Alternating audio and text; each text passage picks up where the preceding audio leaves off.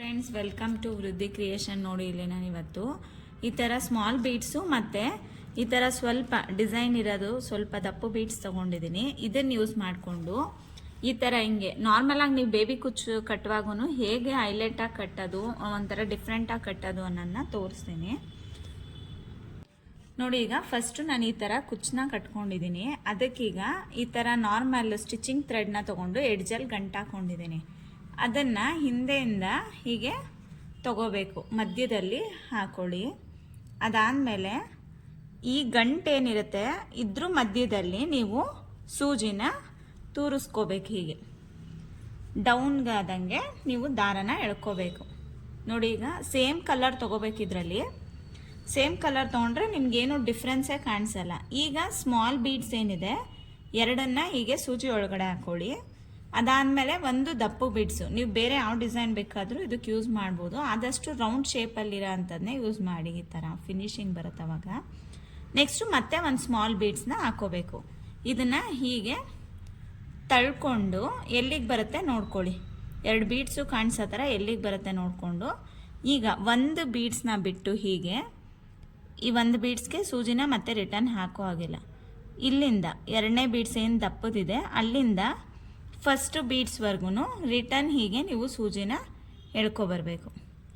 ನೋಡಿ, ಈಗ ಹೀಗೆ ಲಾಕ್ ಆಯಿತು.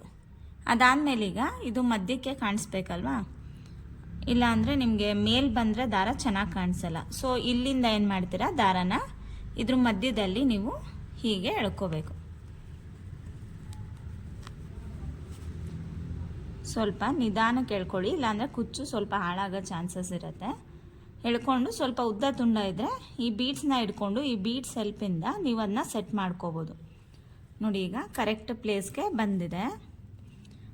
ಈಗಿದು ಸೀದಾ ಇದೆ. ಈಗ ಉಲ್ಟಾಗಿ ತೊಗೊಂಡೋಗಿ ನೀವು ಈ ಸೂಜಿನ ಮತ್ತೆ ಹೀಗೆ ಚುಚ್ಕೊಂಡು ಹಿಂದೆ ಬಂದು ಉಲ್ಟಾ ತಿರುಗಿಸ್ಕೊಂಡು ಒಂದೆರಡು ಗಂಟನ್ನ ಹಾಕೊಳ್ಳಿ. ಬೇಕಿದ್ರೆ ಸ್ಯಾರಿ ಜಿಗ್ಜಾಕ್ಗೆ ಇಲ್ಲ ಏನು ಕ್ರೋಶ ಹಾಕಿರ್ತೀರ ಅದಕ್ಕೂ ಸೇರಿಸಿ ನೀವು ಅದನ್ನು ಒಂದೆರಡು ಗಂಟು ಹಾಕಿ ಕಟ್ ಮಾಡ್ಕೋಬೋದು. ನೋಡಿ, ಹೀಗೆ ಹಾಕಿ ಕಟ್ ಮಾಡಿ.